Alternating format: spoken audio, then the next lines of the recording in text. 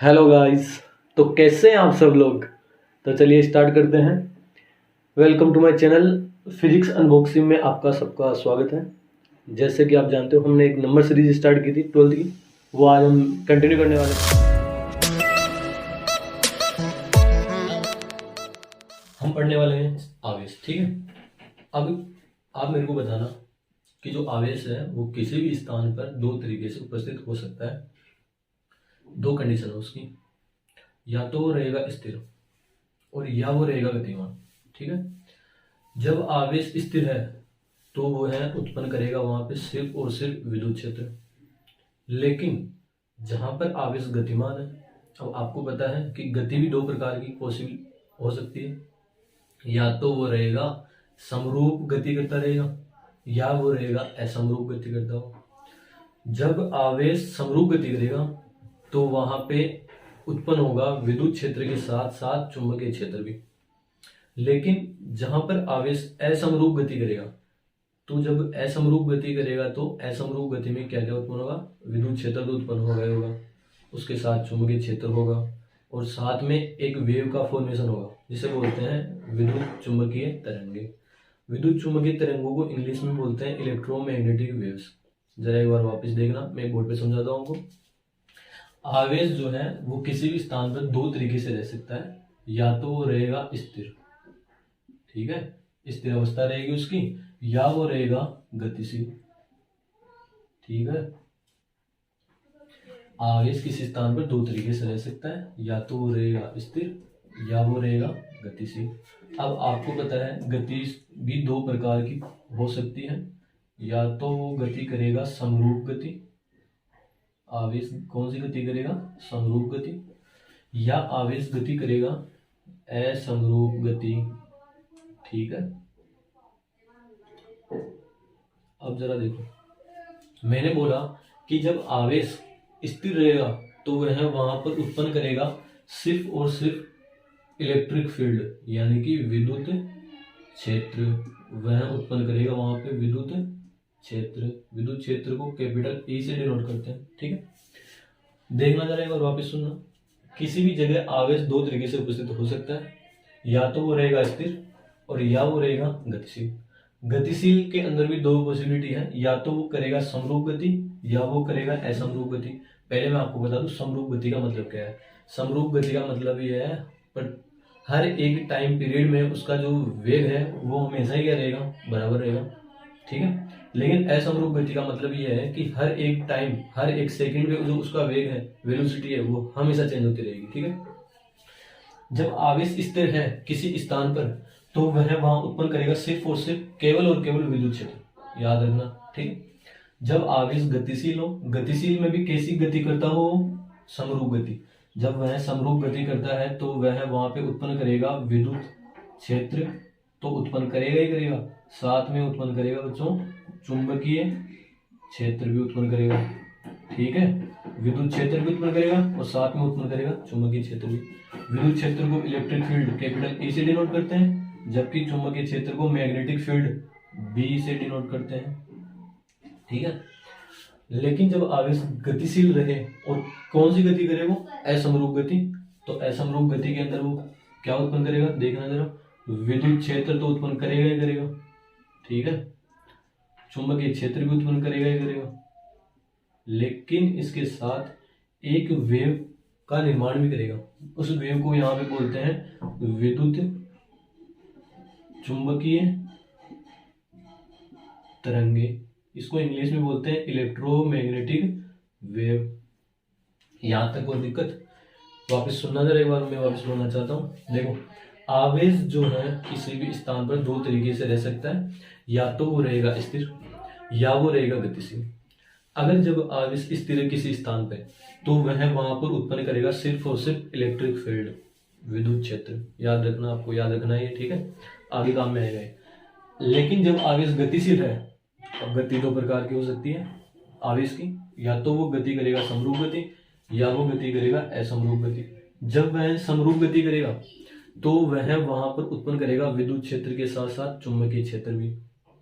और जब आवेश असमरूप गति कर रहा हो बच्चों कहीं पे भी, तो वह वहाँ पे करेगा विद्युत क्षेत्र भी, चुंबकीय क्षेत्र भी, और साथ में एक तरंग भी बनाएगा, उसको बोलते हैं विद्युत चुंबकीय तरंग। अब मैं आपको बता दूं, इसी इसी इन तीनों चारों के इर्द गिर्द ही पूरी फिजिक्स लगभग 60 to 70% इन्हीं के अंदर चलती रहेगी। देखो जी, मैं आपको बताता हूँ, स्टार्टिंग में 2 एक चैप्टर होंगे जो आने वाले हैं, फर्स्ट और सेकंड। उसके अंदर आवेश को माना जाएगा स्थिर, क्या माना जाएगा, इसलिए हम वहां पर सिर्फ और सिर्फ पढ़ेंगे क्या, विद्युत क्षेत्र, एक दो चैप्टर में। उसके जस्ट आगे वाले चैप्टर में क्या करेंगे, आवेश गति करने लगेगा, गति करेगा तो कौन सी गति करेगा, पहले वो समरूप गति करेगा, समरूप गति करेगा तो वह वहां पे हम पढ़ेंगे विद्युत क्षेत्र भी और चुंबकीय क्षेत्र भी। लेकिन आगे वाले चैप्टरों में लास्ट के में असमरूप गति करेगा आवेश, तो वहां पे विद्युत क्षेत्र भी पढ़ना है हमको, चुंबकीय क्षेत्र भी पढ़ना है, और विद्युत चुंबकीय तरंगों के बारे में हल्की फुल्की जानकारी लेनी है। ठीक है, तो यही है। ठीक है, अब हम अभी मैं आवेश की प्रॉपर डेफिनेशन नहीं बता रहा हूँ, क्योंकि इसकी प्रॉपर डेफिनेशन नहीं होती। पहले हम आवेश के जनरल कैरेक्टरिस्टिक्स पढ़ेंगे, उन्हीं के आधार पर इसकी डेफिनेशन डेवलप करेंगे, वही डेफिनेशन आपको याद रखनी है। ठीक है, पर आवेश की हर एक किताब में अलग अलग डेफिनेशन होती है, तो घबराने की बात नहीं है। देखो, चलो हम आगे स्टार्ट करते हैं इसी। हाँ, तो देखो, हमने देखा कि जब आवेश स्थिर है तो वह वहां पे सिर्फ और सिर्फ केवल उत्पन्न करता है विद्युत क्षेत्र। तो वहां से एक चीज बताना चाहता हूँ, एक चीज देखना, एक नाम आता है स्थिर विद्युत, इलेक्ट्रोस्टैटिक्स, स्थिर विद्युत। देखो एक बार, विद्युत यानी कि विद्युत इलेक्ट्रिसिटी की बात हो रही है। आपने 10th क्लास में पढ़ा था, आवेश प्रवाह की दर को ही धारा बोलते हैं। यानी कि आवेश प्रवाह का मतलब आवेश गतिमान हो तो वहां पे उत्पन्न होती है विद्युत क्षेत्र। एक चीज सुनना, अब यहाँ पे ये विद्युत क्षेत्र कब उत्पन्न हुआ, किसकी वजह से उत्पन्न हुआ, आवेश की वजह से। तो यहाँ पे हम लिख देते हैं पहले तो आवेश, यानी कि भौतिक विज्ञान की वह शाखा जिसके मध्य आवेशों का अध्ययन किया जाता है उसे बोलते हैं विद्युत की। ठीक है, विद्युत या विद्युत की बात एक ही है। स्थिर का मतलब क्या होता है, रुका हुआ, यानी कि स्थिर।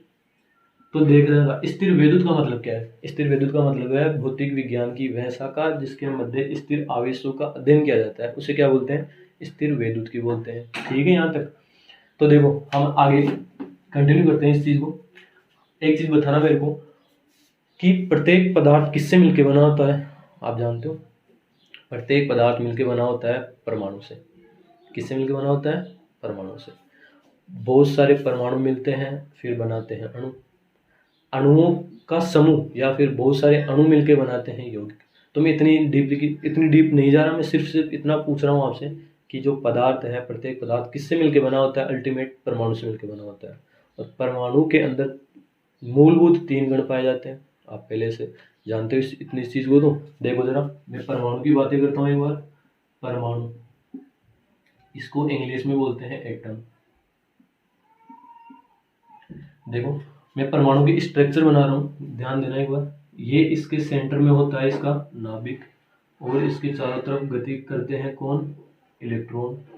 कौन गति करते हैं, इलेक्ट्रॉन गति करते हैं। सेंटर नाभिक में पाए जाते हैं प्रोटॉन प्लस न्यूट्रॉन, और वर्ताकार पथ या दीर्घ वर्ताकार पथ में गति करते हैं इलेक्ट्रॉन। ठीक है, ये परमाणु की स्ट्रक्चर है। मेरे को एक चीज बताना, प्रोटॉन प्लस, देखो इस परमाणु में है क्या, इस परमाणु में एक तो है प्रोटॉन, एक है इलेक्ट्रॉन, एक है न्यूट्रॉन।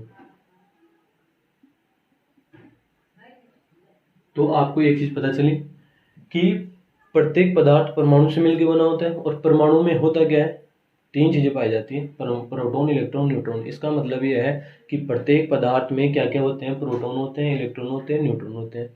प्रोटॉन को धनावेश बोला जाता है, धनावेशित, ये पॉजिटिव होते हैं, पॉजिटिवली चार्ज होते हैं।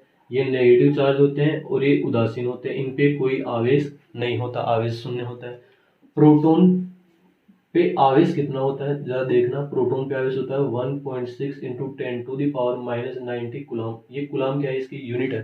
ठीक है, इलेक्ट्रॉन की बात करें, इलेक्ट्रॉन पे सेम टू सेम यही होता है, 1.6 × 10⁻⁹ कूलम। लेकिन इलेक्ट्रॉन कैसे चार्ज होते हैं, नेगेटिव होते हैं, इसलिए यहाँ पे हमको लगाना पड़ेगा क्या, माइनस।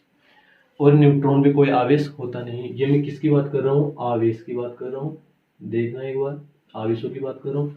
कि प्रोटॉन पे जो आवेश होता है वो पॉजिटिव होता है, यानी कि धन आवेश होता है, जो होता है कितना है 1.6 10⁻⁻90 कूलम। कूलम इसकी यूनिट है, मैं बाद में बताऊंगा कैसे आया कैसे नहीं आया। इलेक्ट्रॉन की बात करूँ, इलेक्ट्रॉन नेगेटिवली चार्ज होते हैं, इन पे नेगेटिव आता है। ये होते तो प्रोटॉन के समान ही है, लेकिन सिर्फ इन पे मतलब जो प्रकृति है इनकी अपोजिट होती है, ये पॉजिटिव है ये नेगेटिव है, और न्यूट्रॉन पे कोई आवेश होता नहीं है, इसलिए इनको क्या बोलते हैं उदासीन। क्या बोलते हैं इनको उदासीन। इनको बोलते हैं धनावेश, इनको बोलते हैं ऋणावेश, और इनको बोलते हैं उदासीन न्यूट्रॉन को। तो ये एक परमाणु की स्ट्रक्चर है। एक चीज और बता दूं, प्रोटॉन और न्यूट्रॉन के संयुक्त रूप को ही बोलते हैं न्यूक्लियॉन। क्या बोलते हैं? न्यूक्लियॉन। यहाँ तक कोई दिक्कत? हम परमाणु के बारे में पढ़ रहे थे। परमाणु, आपने देखा कि परमाणु मूलभूत 3 कणों से मिलकर बना है, proton, electron, neutron. Proton positively charge होते हैं, मतलब धनावेश होते हैं। इलेक्ट्रॉन नेगेटिवली चार्ज होते हैं, मतलब ऋणावेश होते हैं। और न्यूट्रॉन पे कोई आवेश होता ही नहीं है। प्रोटॉन पे जो आवेश होता है वो होता है 1.6 10⁻⁻19 कूलम। कूलम इसकी यूनिट है, क्योंकि एक वैज्ञानिक थे कूलम, उन्होंने इसको डिफाइन किया था। आगे देखो, इलेक्ट्रॉन की बात करें, इलेक्ट्रॉन पे जो आवेश होता है -1.6 × 10⁻⁻90 कूलम होता है, और न्यूट्रॉन पे कोई आवेश होता नहीं है। प्रोटॉन और न्यूट्रॉन के संयुक्त रूप को ही क्या बोलते हैं? न्यूक्लियन बोलते हैं। ठीक है यहाँ तक? अगर किसी भी बच्चे को कुछ भी समझ में नहीं आ रहा हो तो कृपया करके वो एक बार कमेंट जरूर करें। अगर कुछ भी चीज़ भी आपको जानना हो वो पूछ सकते हो आप कमेंट में जाके। ठीक है, यहाँ तक कोई दिक्कत? अब यहाँ से हमको पता चला कि जो परमाणु है, परमाणु में एक तो है प्रोटॉन और एक है इलेक्ट्रॉन। प्रोटॉन पे पॉजिटिव होता है, इलेक्ट्रॉन पे नेगेटिव होता है। इस पॉजिटिव को ही यहाँ पे बोलते हैं धनावेश, इस इलेक्ट्रॉन को ही यहाँ पे बोलते हैं ऋणावेश। क्या बोलते हैं? ऋणावेश। तो आपको पता चला कि जो आवेश है वो आवेश कितने प्रकार के होते हैं? आवेश 2 प्रकार के होते हैं, या तो वो हो सकता है धनावेश, या वो हो सकता है यहाँ पे ऋणावेश। और ऋणावेश क्या होते हैं? इलेक्ट्रॉन होते हैं। और धनावेश क्या होते हैं? प्रोटॉन होते हैं। यहाँ तक कोई दिक्कत? ये एक जनरल बातें कर रहे हैं हम, अभी हमने चैप्टर पूरी तरह से स्टार्ट नहीं किया है। ये एक इंट्रोडक्शन वीडियो है। ठीक है, आगे चलते हैं। देखो जरा, हाँ तो देखो हम स्टार्ट करने वाले। ये परमाणु की एक जनरल स्ट्रक्चर है। अब मैं आपको बताना चाहता हूँ कि किसी भी वस्तु को आपको अगर धनावेशित करना है या फिर किसी वस्तु को आपको ऋणावेशित करना है तो आप कैसे कैसे कर सकते हो। वैसे आप पहले ये छोटी मोटी चीज़ें जानते हो, लेकिन फिर भी मैं सबके लिए बताना चाहता हूँ। ये एक बेसिक इन्फॉर्मेशन है जो आपको आनी चाहिए। ठीक है, देखना, अगर मेरे को किसी पदार्थ या किसी वस्तु को मेरे को करना है धनावेशित, धनावेशित मतलब पॉजिटिव करना है, उस पर धनावेश लाना है, या किसी वस्तु को मेरे को करना है ऋणावेशित। ऋणावेशित का मतलब है उसको नेगेटिवली चार्ज करना है, तो मैं कैसे कैसे कर सकता हूँ देखना जरा। मैं आपको सिर्फ इतना पूछना चाहता हूँ कि आप ये तो जानते हो कि किसी वस्तु से इलेक्ट्रॉन अगर ले लें तो उस पर कौन सा चार्ज आता है? पॉजिटिव आता है। या फिर किसी वस्तु को इलेक्ट्रॉन दे दें तो उस पर आ जाता है नेगेटिव चार्ज। ये कैसे है कैसे नहीं है वही बातें करने वाले हैं, देखना जरा। ये धनावेशित तो करना है मेरे को, इसको धनावेशित करना है, तो मैं एक एग्जांपल समझाना चाहता हूँ। अगर मैं एक एग्जांपल ले लूँ, किसका? देखो एक एग्जांपल ले लो जनरल, सोडियम का एग्जांपल ले लो। सोडियम आता है 11 नंबर पे। ये इसकी सामान्य अवस्था है, उदासीन अवस्था है। उदासीन अवस्था में जितने इलेक्ट्रॉन होते हैं उतने ही क्या होते हैं? प्रोटॉन होते हैं। लेकिन प्रोटॉन पे जितने प्लस रहते हैं उतने ही इलेक्ट्रॉन क्या रहते हैं? माइनस। दोनों कैंसिल होकर क्या हो जाते हैं? उदासीन। तो मैं यहाँ जनरल कंडीशन की बात करूँ तो यहाँ पे प्रोटॉन भी 11 है और इलेक्ट्रॉन भी कितने हैं? 11, लेकिन वो किसके हैं? माइनस के। ये इसकी उदासीन अवस्था की बात है। मेरे को इसको क्या करना है? इसको धनावेशित करना है। तो एक बार इसकी स्ट्रक्चर देखो, ये 11 नंबर पे है, मतलब 11 प्रोटॉन है, 11 इलेक्ट्रॉन है। तो इसको इलेक्ट्रॉनों को भरो एक बार। देखो फर्स्ट कोर्स में कितने आते हैं? 2 आते हैं, दूसरे में 8 आएंगे, और लास्ट वाले में कितने आएंगे? 1 आएंगे। 2 8 18, तो यहाँ पे 2 और 10, 10 हो गए, 1 कितना बच गया? 11, लास्ट वाला बच गया। तो देखो पहले कोर्स में 2 इलेक्ट्रॉन आ चुके हैं, दूसरे कोर्स में कितने आएंगे? दूसरे कोर्स में आएंगे यहाँ पे 8 इलेक्ट्रॉन आएंगे। 1 2 3 4 5 6 7 8, ये दूसरा कोर्स बढ़ दिया। लास्ट वाले कोर्स में कितना आएगा बच्चों? 1 आएगा। तो मैं इस लास्ट वाले कोर्स में एक और बढ़ देता हूँ, 1 इलेक्ट्रॉन। ये मैंने इस लास्ट वाले कोर्स में 1 इलेक्ट्रॉन रख दिया है। ठीक है, मेरे को इसको करना है धनावेशित। जब मैं इसको धनावेशित करूंगा तो देखो कैसे करेंगे। मैं उदासीन अवस्था की बात कर रहा हूँ। एक चीज ध्यान रखना, धनावेशित और ऋणावेशित का सिर्फ और सिर्फ मतलब इतना सा है, अगर मेरे को धनावेशित करना है तो वहां पे सिर्फ और सिर्फ प्रोटॉन ज्यादा होने चाहिए किसकी तुलना में, इलेक्ट्रॉन की तुलना में। अगर मेरे को ऋणावेशित करना है किसी वस्तु को तो इसका इतना सा मतलब है, वहां पे नेगेटिव चार्ज ज्यादा होना चाहिए, और नेगेटिव चार्ज किस पे होता है, इलेक्ट्रॉन पे होता है। इलेक्ट्रॉन पे होता है। तो देखो जरा, मेरे को धनावेशित करना है, इसका इतना सा मतलब है नंबर ऑफ प्रोटॉन, यानी कि प्रोटोनों की संख्या ज्यादा होनी चाहिए किससे, इलेक्ट्रॉनों की संख्या से, तो वो धनावेशित वस्तु कहलाएगी। अगर मेरे को ऋणावेशित करना है तो मतलब नंबर ऑफ इलेक्ट्रॉन ग्रेटर होने चाहिए नंबर ऑफ प्रोटॉन से। इसका मतलब इतना सा है कि जो इलेक्ट्रॉनों की संख्या है वो ज्यादा होनी चाहिए किसकी तुलना में, प्रोटोनों की तुलना में। तो वो वस्तु कौन सी वस्तु रहेगी, ऋणावेशित वस्तु। किसी वस्तु को धनावेशित करना है बच्चों तो प्रोटॉन ज्यादा कर देना, किसी वस्तु को ऋणावेशित करना है तो इलेक्ट्रॉन ज्यादा कर देना। ठीक है, देखो जरा इसकी बात करो, मैं जनरल उदासीन अवस्था की बात कर रहा हूँ। प्रोटॉन यहाँ पे कितने हैं, 11, इलेक्ट्रॉन यहाँ पे है -11। इस टाइम पे इसकी उदासीन अवस्था है। अब मेरे को इसको करना है धनावेशित, तो देखो धनावेशित हम यहाँ पे दो तरीके से कर सकते हैं। पहला तरीका ये हो सकता है, देखना जरा, प्रोटॉन मेरे को ज्यादा करने हैं, यहाँ पे क्या करने हैं, प्रोटॉन ज्यादा करने हैं। प्रोटॉन ज्यादा करने का तरीका ये है, मैं या एक प्रोटॉन इसको और दे दूं, 12 हो जाएंगे। यहाँ पे 11 प्रोटॉन है, पहले मैं इससे बोल रहा हूँ प्रोटॉन ज्यादा करने हैं तो एक प्रोटॉन ज्यादा दे दो। एक प्रोटॉन मैंने इसके नाभिक को दे दिया है, तो अब की बार इसमें प्रोटॉन कितने आ चुके हैं, प्रोटॉन तो हो चुके हैं 12। इलेक्ट्रॉन कितने हैं यहाँ पे, इलेक्ट्रॉन है वो पहले जितने -11। तो जरा देखो, ये 11 है और ये 12 है, ज्यादा कौन है, प्रोटॉन ज्यादा है, यानी कि नंबर ऑफ प्रोटॉन ग्रेटर है किससे, नंबर ऑफ इलेक्ट्रॉन से। तो ये जो वस्तु कहलाएगी वो कौन सी वस्तु होगी, धनावेशित वस्तु होगी। मैंने क्या किया, मैंने कुछ नहीं किया, एक प्रोटॉन लिया और उसके नाभिक में डाल दिया। जो पहले 11 थे नाभिक, 11 प्रोटॉन थे, वो कितने हो चुके हैं, 12। लेकिन इलेक्ट्रॉनों में मैंने कोई चेंज नहीं किया। ठीक है, पहली स्थिति तो ये थी। दूसरी स्थिति क्या हो सकती है, पॉसिबल चांस बताना है आपको, देखना जरा। दूसरी स्थिति ये हो सकती है, ये दोनों भी बराबर है उदासीन अवस्था में, आपको इसको ज्यादा करना है। तो इसको ज्यादा कैसे करोगे, एक इलेक्ट्रॉन कम कर दो। एक इलेक्ट्रॉन मतलब बाह्यतम कोश से इस इलेक्ट्रॉन को बाहर निकाल दो। तो जरा देखना, प्रोटॉन कितने हैं, 11। प्रोटॉनों में कोई चेंज नहीं किया मैंने दूसरी कंडीशन में। इलेक्ट्रॉन कितने हैं, इलेक्ट्रॉन यहाँ पे पहले 11 थे, मैंने एक इलेक्ट्रॉन बाहर निकाल दिया। अब कितने बचे हैं, यहाँ पे बचे हैं 10। देखो जरा, प्रोटॉन फिर से बताना जरा कितने हैं, इलेक्ट्रॉन हो चुके हैं 10। यहाँ पे बताओ ज्यादा कौन है, प्रोटॉन ज्यादा है, तो नंबर ऑफ प्रोटॉन फिर से ज्यादा हो चुके हैं नंबर ऑफ इलेक्ट्रॉन से, मतलब प्रोटॉनों की संख्या इलेक्ट्रॉनों की संख्या ज्यादा है। तो ये भी कौन सी वस्तु कहलाएगी, धनावेशित वस्तु कहलाएगी। ठीक है, यहाँ की बात करो जरा, मेरे को किसी वस्तु इस वस्तु को क्या करना है, ऋणावेशित करना था। यहाँ पे भी दो पॉसिबल कंडीशन है। ऋणावेशित करने का सिर्फ इतना मतलब है कि जो इलेक्ट्रॉनों की संख्या है वो ज्यादा करनी है किसकी तुलना में, प्रोटॉनों की तुलना में।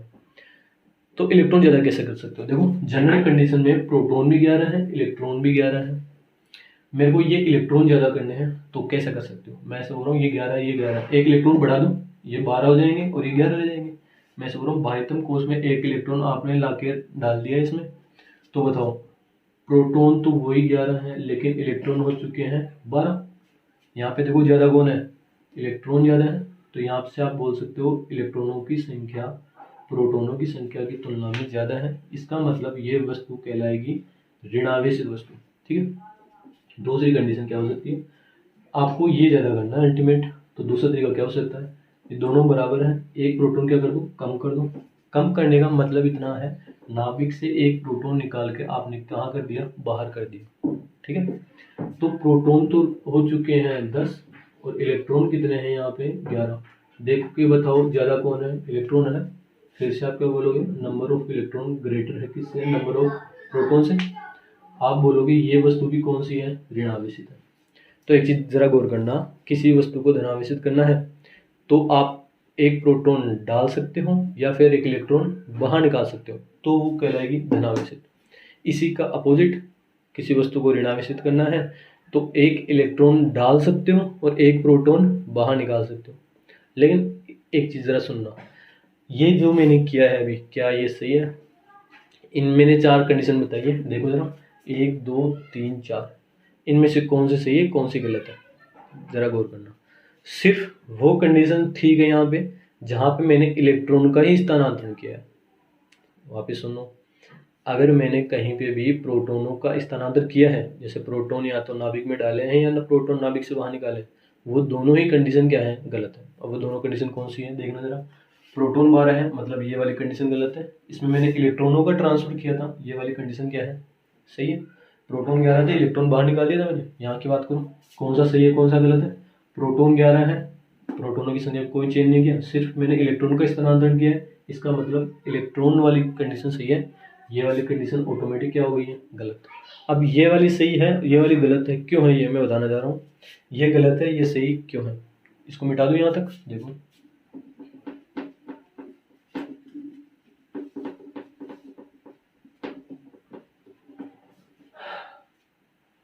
एक अगर मेरी वीडियो से कुछ भी हेल्प हो रही है आपकी तो प्लीज़ सब्सक्राइब कर लेना, ठीक है, ताकि आने वाला वीडियो आपके पास सबसे पहले आ जाए।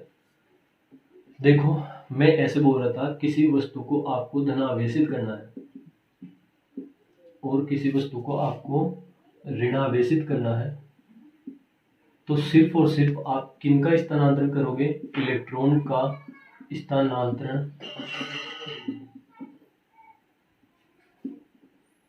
करके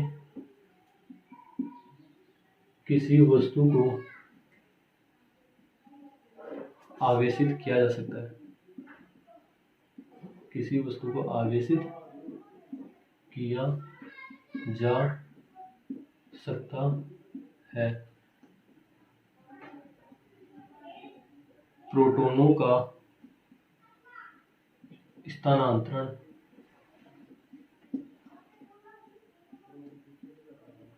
संभव नहीं होता है, क्यों। तो पहला क्वेश्चन तो यही है कि किसी वस्तु को हमको आवेशित करना है, चाहे वो धनावेशित हो या फिर ऋणावेशित हो, तो सिर्फ और सिर्फ हम वहाँ पे इलेक्ट्रॉनों का स्थानांतरण करते हैं, प्रोटॉनों का क्यों नहीं करते। कर तो प्रोटॉनों का भी सकते हैं लेकिन क्यों नहीं करते, ज़रा देखना एक बार, ये लाइन उतार लेना। मैं समझाना चाह रहा हूँ कि मैं इलेक्ट्रॉन के स्थानांतरण से ही क्यों धनावेशित या ऋणावेशित कर पा रहा हूँ, प्रोटॉनों के स्थानांतरण। हाँ तो देखना, नाभिक के अंदर जो बल होते हैं उनको बोलते हैं नाभिकीय बल, और इनकी जो प्रकृति है, नेचर है, वो प्रबल का होता है, मतलब स्ट्रॉन्ग होते हैं। और जो स्थिर विद्युत बल है ये दुर्बल बल होते हैं प्रकृति में। नाभिक के अंदर क्या है, प्रोटॉन है, नाभिक के अंदर कौन से बल है, प्रोटॉन है, यानी कि ये जो प्रबल बल है वो किसके मध्य है, प्रोटॉनों के मध्य है, प्रोटॉन के मध्य है। और ये जो दुर्बल बल है, स्थिर विद्युत बल है, ये किसके मध्य है, इलेक्ट्रॉन के मध्य है।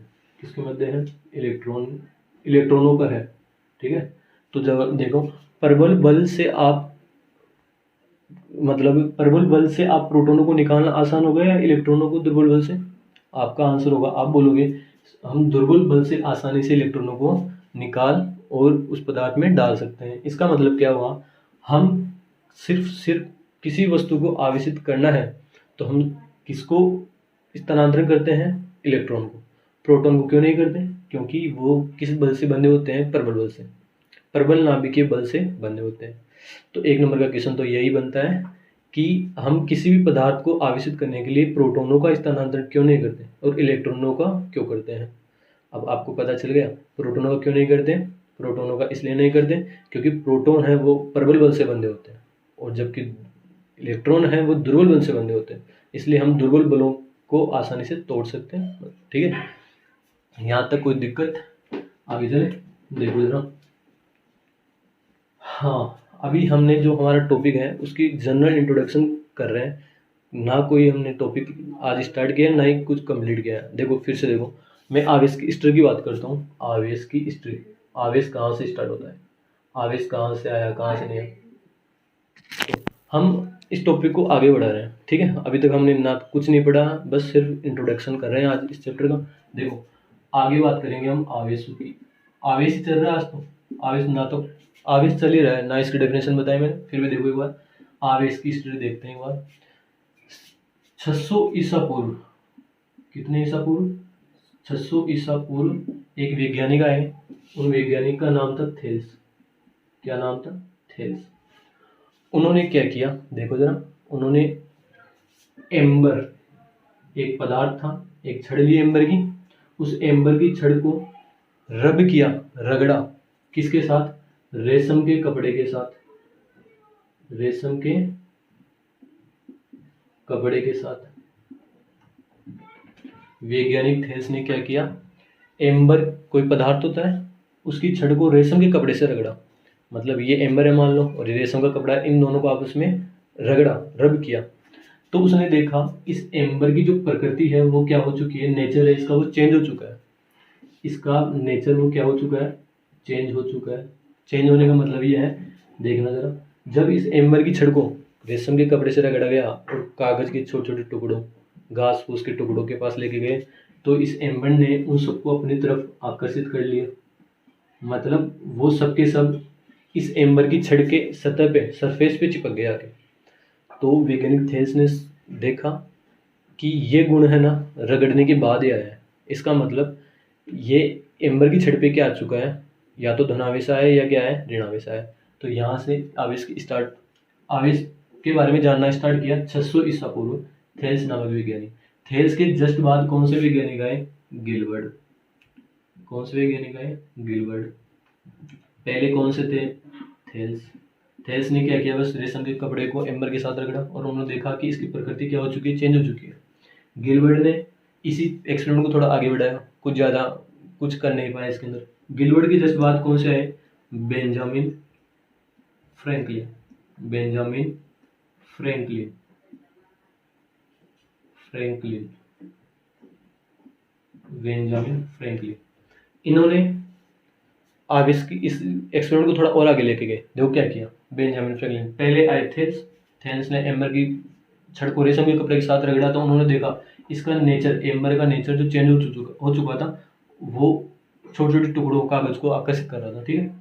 फिर आए गिलबर्ट, इन्होंने कुछ ज़्यादा किया नहीं। फिर आए बेंजामिन फ्रैंकलिन, इनकी बात देखो एक बार जरा। बेंजामिन फ्रैंकलिन ने क्या किया, बेंजामिन फ्रैंकलिन ने एक दृढ़ आधार लिया, दृढ़ आधार से एक धागा लिया। मैं धातुओं की बात नहीं कर रहा हूँ, सिर्फ पदार्थ की बात कर रहा हूँ, ठीक है।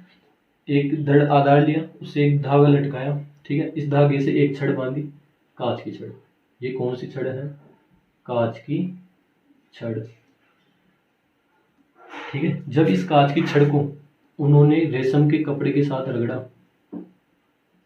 रेशम के कपड़े के साथ रगड़ा और फिर इसको ऐसे लटका दिया, मुक्त रूप से लटका दिया। ऐसी दूसरी एक और दड़ा डाल लिया, एक धागा लिया, यहाँ पे भी एक कांच की छड़ ली।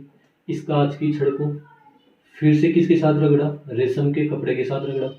फिर इन दोनों को जब वो पास लेके आया, तो उसने देखा ये दोनों एक दूसरे से क्या कर रहे थे, दूर जा रहे थे, मतलब प्रतिघर्षित हो रहे थे। क्या हो रहे थे, ये प्रतिघर्षित हो रहे थे।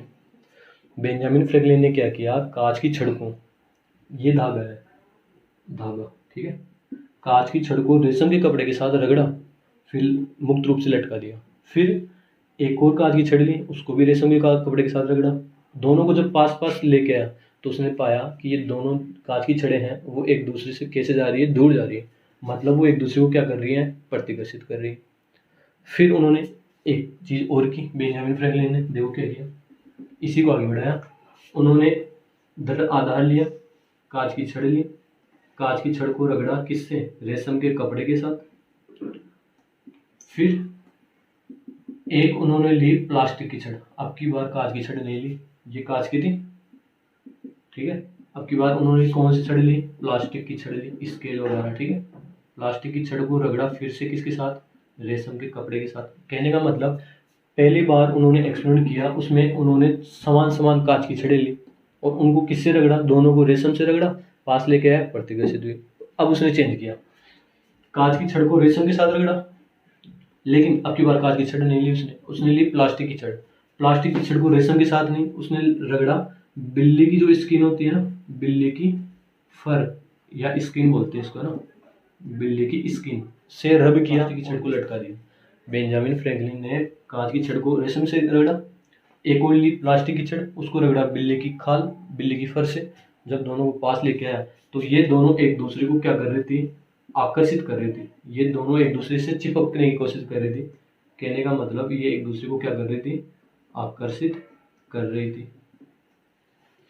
तो जरा सुनना, यहाँ से बेंजामिन फ्रैंकलिन ने एक निष्कर्ष निकाला कि समान समान आवेश, देखो समान समान आवेश एक दूसरे को क्या करते हैं, प्रतिकर्षित, जबकि विपरीत प्रकृति के जो पदार्थ हैं या इन पे इस पे मान लो प्लस आया तो इस पे कैसा आया वो नेगेटिव। देखो यहाँ पे अगर कांच की छड़ को रेशम से रगड़ा, इस पे कोई ना कोई चार्ज गया, कांच की छड़ को रेशम से रगड़ा, इस पे भी कोई ना कोई चार्ज गया, दोनों एक दूसरे को क्या करे, प्रतिकर्षित। यहाँ से उसने निष्कर्ष निकाला कि समान समान एक दूसरे को क्या करते हैं, प्रतिकर्षित करते हैं, लेकिन विपरीत एक दूसरे को क्या करते हैं, आकर्षित करते हैं।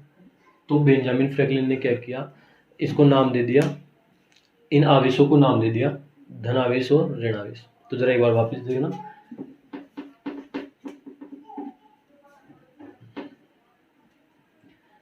सबसे पहले 600 ईसा पूर्व कौन से वैज्ञानिक आए थे, थेल्स। थेल्स ने क्या किया था, एम्बर की छड़ को रगड़ा रेशम के कपड़े के साथ, इतना ही काम किया। थेल्स के बाद कौन आए, गिलबर्ट। इसके बाद इन्होंने कुछ ज्यादा कुछ किया नहीं। इसके बाद आए Franklin, Benjamin Franklin. Benjamin Franklin को सिर्फ ऐसे याद करते हैं, इन्होंने आवेश की प्रकृति को डिफाइन किया कि आवेश दो प्रकार का होता है, पॉजिटिव और नेगेटिव, धनावेश और ऋणावेश। तो एक नंबर का क्वेश्चन यहीं से बनता है कि जो आवेश है, आवेश की प्रकृति को किस वैज्ञानिक ने परिभाषित किया, तो आपका आंसर होगा बेंजामिन फ्रैंकलिन। ठीक, बेंजामिन फ्रैंकलिन के बाद आए मिलिकन। कौन से वैज्ञानिक आए, मिलिकन बच्चों। ठीक है, मिलिकन ने क्या किया, इलेक्ट्रॉन पर आवेश की गणना किस वैज्ञानिक ने की थी, मिलिकन ने की थी। किस प्रयोग से, तेल बूंद प्रयोग से की थी, जो आप पढ़ोगे केमिस्ट्री में पढ़ोगे। ठीक है, फिर भी एक बार देखना, थेल्स, गिलबर्ट, बेंजामिन फ्रैंकलिन, फिर आए मिलिकन। एक क्वेश्चन यहाँ से कि जो इलेक्ट्रॉन पे आवेश है उसकी गणना किस वैज्ञानिक ने की, तो आपका आंसर होगा मिलिकन। तो जरा देखना, मिलिकन ने इलेक्ट्रॉन पर आवेश कितना बताया, इलेक्ट्रॉन पर आवेश कितना होता है 1.6 इंटू 10⁻⁻19 कूलम, वो भी किसमें, माइनस का। प्रोटॉन पर आवेश कितना होता है, ये होता है 1.6, इलेक्ट्रॉन के समान ही होता है 1.6 इंटू 10⁻⁻90 कूलम, लेकिन ये कैसा होता है, पॉजिटिव होता है। याद रखने का तरीका, इलेक्ट्रॉन पे आवेश नेगेटिव होता है 1.6 10⁻⁻90 कूलम, ये आपको याद होना चाहिए, आगे भी काम में आएगा। मैं 4 चीजें लिख रहा हूँ जो आपको हमेशा याद रखनी है फिजिक्स में, ध्यान रखना। इलेक्ट्रॉन पे आवेश, प्रोटॉन पे आवेश, इलेक्ट्रॉन का द्रव्यमान, क्या याद रखना है आपको, इलेक्ट्रॉन का द्रव्यमान कितना होता है, इलेक्ट्रॉन का द्रव्यमान 9.1 इंटू 10⁻31 kg। प्रोटॉन का द्रव्यमान, ये भी याद होना चाहिए आपको, आगे काम में आएंगे। ये कितना होता है 1.672 इंटू 10⁻27 kg, ये प्रोटॉन का है। न्यूट्रॉन का द्रव्यमान देखो, न्यूट्रॉन का द्रव्यमान ये कितना होता है 1.674 इंटू 10⁻27 kg। एक चीज याद रखना, न्यूट्रॉन सबसे भारी कण होता है। देखो यहाँ पे 4 आ रहा है, यहाँ पे 2 आ रहा है, ये दोनों वैसे दिखने में बराबर है, लेकिन यहाँ पे 4 है, यहाँ पे 2 है। तो आप क्वेश्चन यहाँ से पूछ सकते हैं, प्रोटॉन का मतलब सबसे ज्यादा द्रव्यमान किसका होता है, इलेक्ट्रॉन, प्रोटॉन या न्यूट्रॉन का, तो आपका आंसर होगा न्यूट्रॉन। ध्यान रखना, ये आपको याद होने चाहिए, आगे काम में आएंगे। इलेक्ट्रॉन का आवेश 1.6 10⁻⁻90 कूलम, प्रकृति है माइनस की। प्रोटॉन पे आवेश 1.6 10⁻⁻19 कूलम, वो भी प्लस का। इलेक्ट्रॉन पे का द्रव्यमान 9.1 10⁻31 kg। प्रोटॉन का द्रव्यमान 1.672 इंटू 10⁻27 kg। न्यूट्रॉन का द्रव्यमान ये होता है। ठीक है, हाँ तो बच्चों आज की क्लास को यहीं एंड करते हैं। अगर इस वीडियो से आपकी थोड़ी भी हेल्प हुई हो, देखो ये जो हेल्प हुई हो, तो आप प्लीज़ सब्सक्राइब कीजिएगा फिजिक्स अनबॉक्सिंग को। ठीक है।